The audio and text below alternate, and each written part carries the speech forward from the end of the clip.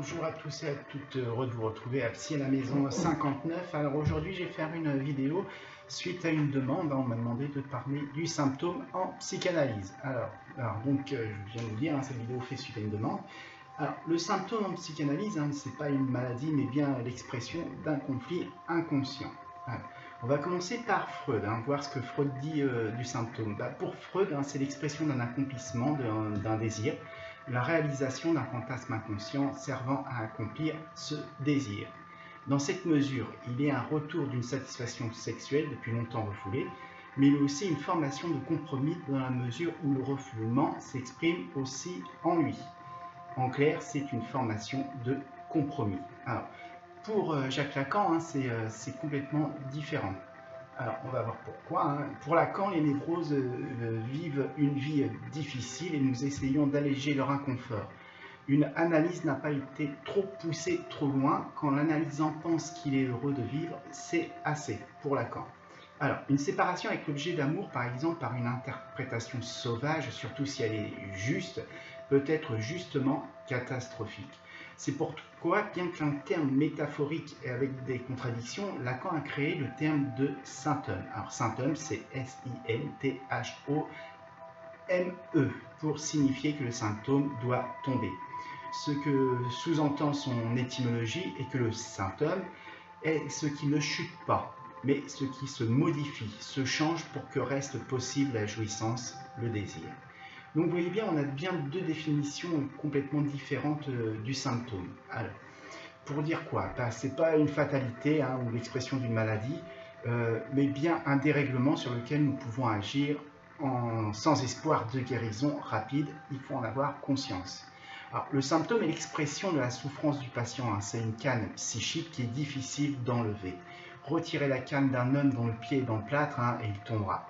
Retirer un support psychique, le symptôme d'un patient dans sa réalité, sa perception de la réalité, se trouvera changé.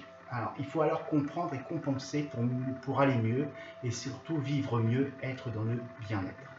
Alors, c'est le refoulement d'un événement traumatique qui joue le rôle principal dans la formation du symptôme. Il faut aller au-delà du symptôme. Le symptôme est le résultat d'un événement traumatique refoulé. Trouver cet événement, c'est trouver la cause du symptôme. Alors, je vais vous donner un exemple, vous allez comprendre, ça va être plus simple et moins compliqué à comprendre.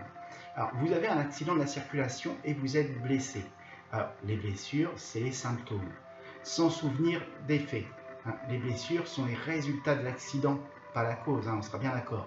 Alors, pour trouver la cause, il faut enquêter sur la survenue de l'accident, à savoir s'il y a eu un problème de vitesse, si le temps était bon ou pas, s'il y avait une défaillance mécanique, la conduite des chauffeurs incriminés dans l'accident. Donc, c'est l'événement antérieur qui est l'événement traumatique, souvent refoulé. Vous comprendrez bien la difficulté à cerner un symptôme, la raison d'être, car il est référent d'un mécanisme psychique complexe où intervient l'inconscient, la symbolique, le refoulement, les souvenirs écrans, les pulsions de vie et de mort. La résistance du symptôme traduit le fait que le symptôme procure une satisfaction subjective alliant au plaisir et au déplaisir. Alors, il précise que le symptôme vient à la place d'une satisfaction sexuelle qui n'a pas eu lieu ou qui n'a pas su se réaliser pleinement. Pour Freud, le symptôme ne s'interprète correctement que mis en relation avec un événement sexuel. Alors, nous pourrons dire de nos jours un traumatisme. Ce sera plus clair dans vos têtes. Donc, pour faire simple, le symptôme, c'est le résultat d'un traumatisme, dans le sens psychanalytique du terme. Voilà, donc ça sera ma réponse sur le symptôme. Alors, j'espère avoir répondu à votre question.